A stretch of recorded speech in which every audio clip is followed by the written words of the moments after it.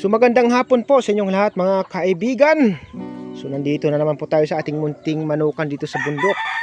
So tayo po ngayon ay katatapos lang magpatuka ng ating mga alagang nukis. So mayroon lang po akong munting may share sa inyo mga kaibigan. Ito ay patungkol sa ating inahin na mayroong bagong pisa na mga sisiw.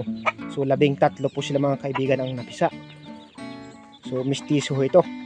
Pero hindi po yung ating topic. So ang ating topic mga kaibigan ay tungkol sa kanyang sisiw na mayroong balahibo ang kanyang mga paa. So nagulat to ako. Mukhang kakaiba na sisiw parang hawig ho siya sa bukaw or kwago kung ating titingnan. So ipakita po natin siya mga kaibigan. So siya ay sisiw pa lang. Bagong pisa pa lang po siya mga kaibigan.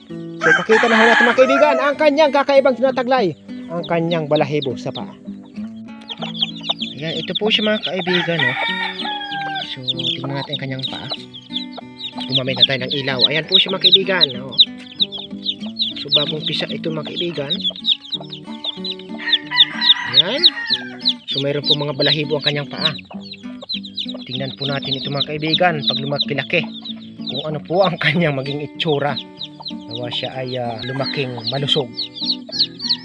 So 13 po yan mga kaibigan ang ating sisiw. So tingnan natin po yan mga kaibigan kapag siya ay lumaki kung maging mabalahibo din kanyang paa paglaki o ngayon lang sa sisiw.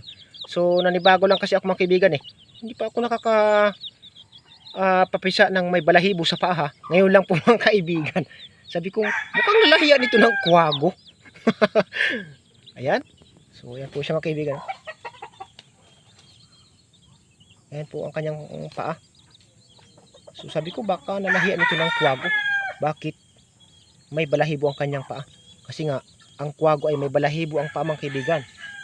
So sabi ko kakaiba to Tingnan natin mga kaibigan. Kapag siya ay lumaki, i-update ko na lang po kayo kung siya ay maging matagumpay sa kanyang paglaki. So maraming salamat po mga kaibigan na may nagustuhan po ninyo aking video. Kung nagustuhan naman po ninyo aking video mga kaibigan ay huwag po ninyong kalimutang mag-like, mag-share at higit sa lahat mag-subscribe para lagi pa rin po kayo update sa mga susunod video na i-upload. Hanggang dito na lang mga kaibigan. Hanggang sa muli. God bless us all. Bye bye you.